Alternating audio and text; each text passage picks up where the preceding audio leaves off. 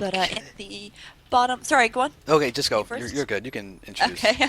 In the bottom left-hand corner, we've got Duke, the red Zerg player, and in the top right-hand corner, we have oh god, KiiRjEk. I'm gonna call him KiiRjEk. KiiRjEk. It's gonna be easy Sounds like a enough. jerk. Sorry. The kind of bluey, tealy Protoss player. Yes. So it's gonna be Teal Protoss against Red Zerg, GSL Daybreak, which is actually a basically a repeat of the last game and match we saw. I've now seen 3 ZVPs today in these exact same spawning positions on this map. Definitely improving your technical knowledge of how people do this. Have you seen any changes or deviations to standard play?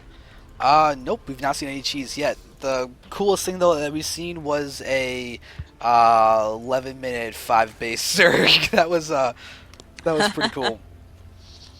Um, yeah, some Zergs tend to go all out and do something crazy like that. I guess we'll be seeing some kind of like a Nexus first Forge fast expand from KiiRjEk. So again, it's very standard play from both players. Yeah. You would know this all too well. It's your third time in a row on this map. Not in a row. There was the DRG game in between. Oh yeah, of course. Yeah, but still, it's just kind of Yeah. seeing the exact same matchup again on this map. I like it actually. I think it's a great way to be able to compare the same matchup on the same map and see how it's played by different people. And it's especially Mhm. interesting when you can have the same player multiple times in that series on the same thing. It's a great learning experience because I really don't analyze replays or anything. So casting is how I analyze the game for my own Right. learnings, and this is the best way to do that by far. Yeah, I do agree with you. It is nice to see you do actually kind of go, oh, okay, he's gone this first. I wonder why he's done this, and kind of analyzing it while trying to talk about it as well, and kind of having like I suppose, a brainstorm session out loud, really, isn't it? Oh, it really is. I'm sure people have um, actually. I've actually gone to points where like 30 seconds, I'm just like, huh, he's doing this, maybe that. Well, what about this? And then I realize, oh, I'm not casting, I'm analyzing. Hi, guys, here's some entertainment. yeah, no, I find that I do like I do analyze it a bit too much sometimes when I cast, and I do a few replays where I do try and do a bit of analysis, but not a whole lot. I do enjoy kind of just kind of watching the games, and again, especially from my point of view, from a Zerg player point of view, and especially this last week and a half with the upgrades and the overlords and the queens. It's just been so interesting to see lower level players and higher level players and what they've been doing and how they've been holding stuff off, whether they are able to hold stuff off, if there's any deviations in strategy. I mean, I'm expecting some kind of change to the reactor Hellion push. Obviously, it's not really as effective as it could have been. Things like that. And it's just interesting to actually see it. It's such a learning experience, really. Yeah, I enjoy it so much. And it's always nice just to make the comparisons between the games, because that's honestly, I think, is my favorite part about going those things. Hmm. Yeah, no, I do agree with you. Yep. We just see some very standard play though from KiiRjEk. I mean, obviously the Zerg player. I mean, until about 30, he's just gonna be like, yeah, hatch, drone, drone, drone, and then go lings or brooches. So obviously from my point of view, seeing as I'm a Zerg player, it's kind of okay, it's kind of boring, I guess. But from the Protoss player, it's kind of just what they're doing for the most part. Uh, Again, just seeing a nice little wall in here, but the start. Actually, that's what I was trying to say to you the last game before. Like my internet jerked so hard. What do you think about the placement of the cybernetics core in the front of a wall, as in right here where it is? It's a vulnerability, but I think it's more vulnerable to not have it there, because you still need to have that wall, and it's less vulnerable than a pylon. The only thing that really is going to engage it and get a guaranteed kill on it is if there's a really early, awkward Hydra push or a weird Roach timing. But you kind of have to put it there, and if you do see that you're going to end up losing your Cybernetics core to aggression from the Zerg, you just put it back in a different area, and you get ready to throw down a gateway once you can actually re-put your wall down. Yeah, I know what you mean. I mean, Yeah. it is vulnerable for the most part, and agreed. I mean, like, what else do you put down there at such an early stage? I mean, the cybernetics core has to go down somewhere. If you don't put it down, you're not gonna have the minerals to put down another gate and a pylon. So I do see your point. It's just because I mean we see so many kind of bailing busts in this kind of matchup, or I suppose early aggression, I guess, from a Zerg player, that it's just very frustrating. That a lot of the times I've seen Protoss players lose that cybernetics core.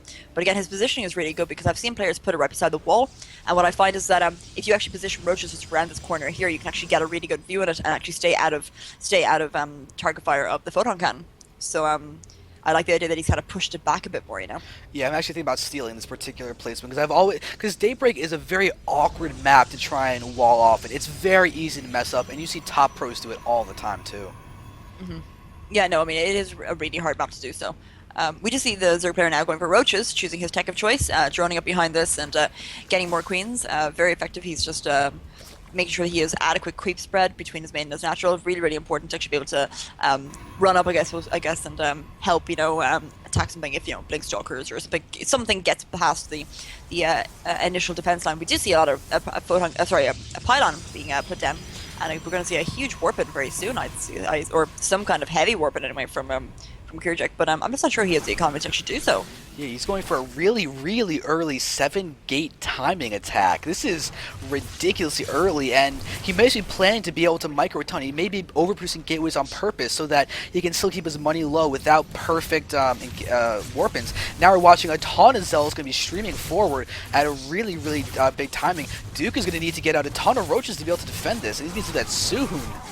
Yeah, I know he's only got one roach right now, and I mean that one roach is not going to be helpful enough. He's putting all his drones, doing whatever he can. That queen is going to fall, doing whatever he can, but that roach is just trying his best, trying to be a hero roach. I mean, these roaches kind of coming in, but a bit too late, unfortunately. Just doing whatever they can, and again, just more warpers coming in, stalkers and everything. So these stalkers will definitely be able to, these roaches will definitely be able to try and hold off a bit, but just, I don't think it's enough. 5 more roaches on the way. He needs to get out some as soon as possible. This base won't fall as of yet, but it will fall soon if he doesn't do anything about it anytime soon. Yeah, I mean, right now KiiRjEk can just go for straight Zealot Stalker and just continue engaging. Doesn't have to worry about about doing any kind of sentry shenanigans, because this is basically the 4-gate of a 2-base. Which is, think about that, a 4-gate is pure Zealot Stalker, you engage quickly, you attack head-on, and you just go bomb rushing in with lots of units, and that's what we're seeing at an awkward 2-base timing, and it's analogous to the 1-base versus 2-base of a 4-gate, now having 2-base versus the 3-base of a Forge Fast Expand 7-gateway timing. It's really interesting that KiiRjEk has actually done so much of pressure to Duuke right now, because I mean I find it interesting that he's really just kind of punished his opponent for actually being so greedy and taking his third, and obviously expecting that the third player would actually do it, especially on this match. But I mean, this is, as you said, a very, very early timing, and he is punishing him and supply blocking him as well. With all these overlords not being able to get away on time, unfortunately. But he just doesn't have the army to actually hold this off unless he gets a good surround. But even at that, I just don't know he's going to be able to hold this off. Yeah, he didn't throw any spines down or anything. The second you get supply blocked like that, you should be throwing down spines even before then. You should be thinking, holy dear God, I don't want to die, and throw down 5 spines in your national expansion. It's better to do that than to guarantee your death, which is kind of looking like what we could be seeing right now. We do have an awkward 3rd base being thrown down by Duuke into the bottom middle. Yeah, I think this is kind of premature. I'm not sure if it's the best thing to do. I mean, if he can't hold up this natural, I mean, there's no point in actually having a potential third if he actually can't hold it off. And again, he kind of knew he was falling down, but again, he's just trying to do whatever he can, just trying to micro through, just do whatever he can to put out the stalkers. He's doing a good bit of damage, especially with these drones, just trying to corner them off. And I mean, he actually might hold this off, which is a bit surprising. But at what cost, really? I mean, now we have so many reinforcements. I don't think he will be able to hold this off. If the reinforcements didn't come in, I mean, it'd be quite frustrating. But all these drones just completely dying and pushing him away really, really well, and also getting the high ground advantage on this too. Pushing as much as he can, but I'm just not really. It could be anyone's game, to be honest. Although now Duuke has definitely more roaches. Sorry. Yeah, I mean, the thing is that Duuke is going to be in a... If he can't hold this off, he's going to need to go for a ridiculous all-in attack or something. I mean, the 3rd base is going to be up, but I mean, KiiRjEk is honestly starting to look like he's overcommitting. If he had started attacking behind us and getting down... oh, she does have a Robo already down. If he can start producing Immortals, he's going to be in an opportunity to go for crazy continued aggression with better tech. And 1 Immortal right now, and then I'll seal him a victory. We do see this huge kind of push going in now. So again, it's continuous aggression by KiiRjEk, and I just don't know actually if it's going to hold off. We see 9 more roaches in production on the way, 6 more stalkers, 3 more stalkers, 2 more stalkers warping in right now. This queen is going to fall. I just don't know if Duuke's going to be able to hold this again. Just kind of coming in, and it's just going to be a case of whoever miss micros once will be punished severely for this, and just doing whatever they can while both of them are trying to sustain some kind of an economy, doing whatever they can. And these roaches just doing whatever they can, trying to take it out. We see 6 more roaches on the way, pushing at KiiRjEk out of his base, doing really, really well. I'm really impressed.